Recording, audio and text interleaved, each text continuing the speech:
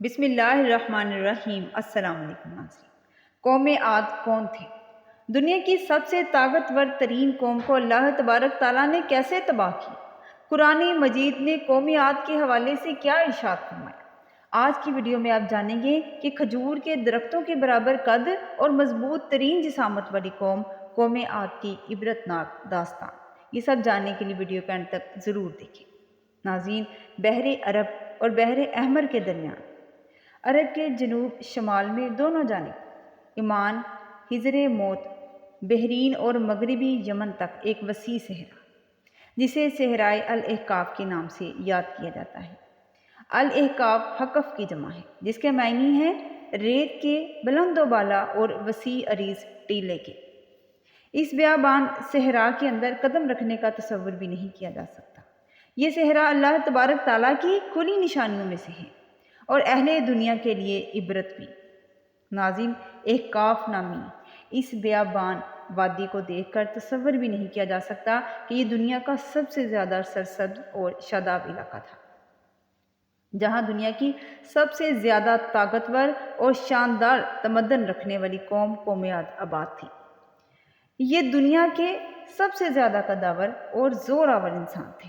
اتنے طاقتور لوگ اللہ تبارک تعالیٰ نے پھر پیدا نہیں کیے۔ علامہ جلال الدین سیتوتی رحمۃ اللہ علیہ فرماتے ہیں کہ قوم عاد نہایت ہی طاقتور اور زوراور قوم تھی۔ یہ بت پرست تھے۔ ان کے بتوں کے نام حمود اور حب بیان کیے گئے ہیں۔ ابن کثیر نے اپنی تفسیر میں تیسرے بت کا نام صمد بھی بیان کیا ہے۔ ناظرین، قوم عاد اصل میں حضرت نوح علیہ السلام کی چوتھی پشت میں سے تھے۔ ان کے مورث اعلیٰ کا نام عاد بن اوز بن ارم بن سام بن نوح ہے۔ پوری قوم کے لوگ ان کے مورث اعلیٰ عاد کے نام سے پکارے جانے لگے۔ ناظرین، اللہ تبارک تعالیٰ نے اس قوم پر اپنے پیغمبر حضرت ہود علیہ السلام کو ان لوگوں کی ہدایت کے لیے مبعوث فرمایا، مگر اس قوم نے اپنے تکبر اور سرکشی کی وجہ سے حضرت ہود علیہ السلام کو جھٹلا دیا اور اپنے کفر پر اڑے رہے۔ حضرت ہود علیہ السلام نے بار بار ان سرکشوں کو عذاب الہی سے ڈرایا، مگر اس شریر قوم نے نہایتی بے باکی اور گستاخی کے ساتھ اپنے نبی سے یہ کہہ دیا، جس کا ذکر قرآن مجید کی سورۃ الاعراف میں ہے۔ ترجمہ: کیا تم اے ہود ہمارے پاس اس لیے آئے ہو کہ ہم ایک اللہ کو پوجیں، اور جو ہمارے باپ دادا پوجتے تھے انہیں چھوڑ دیں؟ تو تم لاؤ جس کا ہمیں وعدہ دے چکے ہو اگر تم سچے ہو۔ ناظرین، حضرت ہود علیہ السلام نے بارگاہ الہی میں مدد کے لیے دستے دعا دراز کی، جسے قرآن مجید نے یوں بیان کیا ہے۔ نبی نے دعا کی، اے پروردگار، انہوں نے مجھے جھوٹا کہا ہے، پر تو میری مدد فرما۔ اللہ تبارک تعالیٰ نے اپنے نبی کی فریاد کے جواب میں فرمایا، کیا نبی یہ بہت جلد اپنے کیے پر پچھتانے لگیں گے؟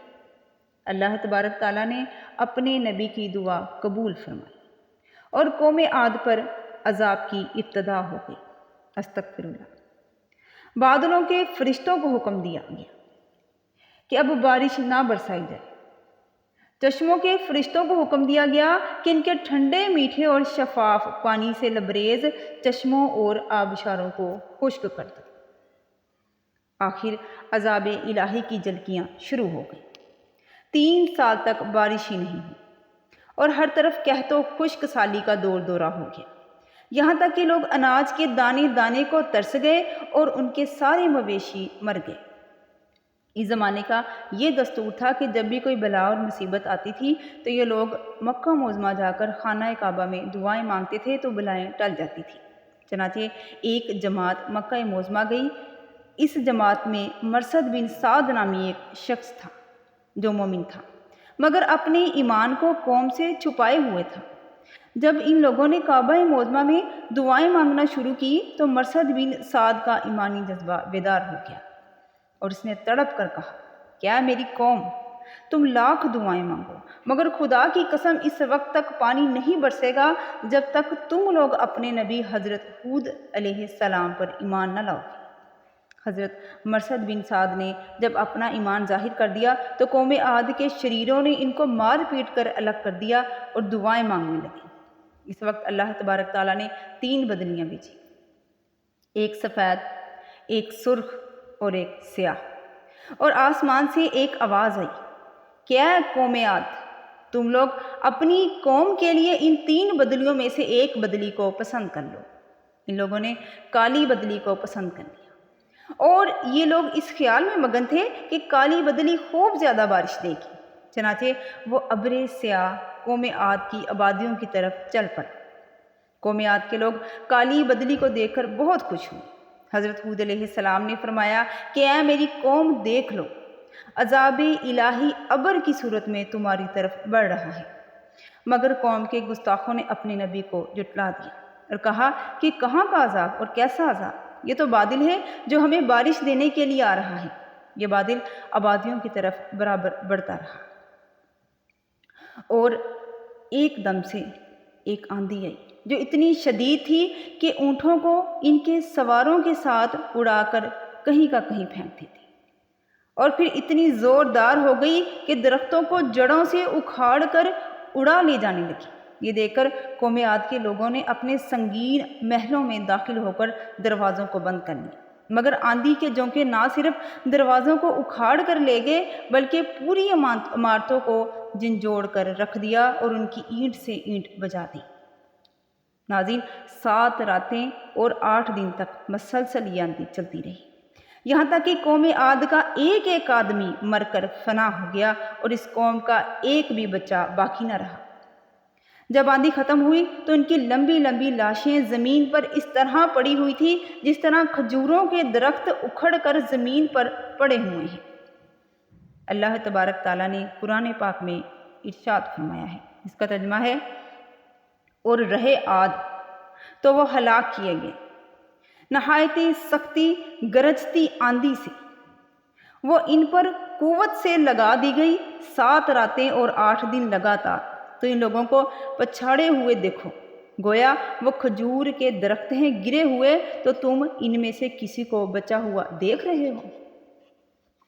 پھر قدرت خداوندی سے کالے رنگ کے پرندوں کے ایک گول نمودار ہو، جنہوں نے ان کی لاشوں کو اٹھا اٹھا کر سمندر میں پھینک دیا، اور حضرت ہود علیہ السلام نے اس بستی کو چھوڑ دیا۔ چند مومنین جو ایمان لائے تھے ان کو ساتھ لے کر آپ مکہ مکرمہ چلے گئے اور آخری زندگی تک بیت اللہ شریف میں عبادت کرتے رہے۔ ناظرین، یہ تھی قوم عاد جو اپنی بدکاریوں اور بدعمالیوں کی وجہ سے ہلاک ہوئی، اور اللہ تبارک تعالیٰ نے ان پر اپنا قہر اور عذاب نازل کیا۔ اگر ہم اپنی نسلوں کی بقا چاہتے ہیں، اللہ تبارک تعالیٰ کے عذاب سے بچنا چاہتے ہیں، تو ہمیں رسول اللہ صلی اللہ علیہ وآلہ وسلم کے احکامات کی پیروی کرنی چاہیے۔ ناظرین، اگر آج کی ویڈیو آپ کو معلوماتی لگی ہو تو ہمارے چینل گائیڈ آف اسلام کو لائک کریں اور سبسکرائب کریں، اور ہمیں اپنی دعاؤں میں یاد رکھیں۔ اللہ تبارک تعالیٰ آپ کو اور ہم سب کا حامی ناصر ہو۔ جزاک اللہ۔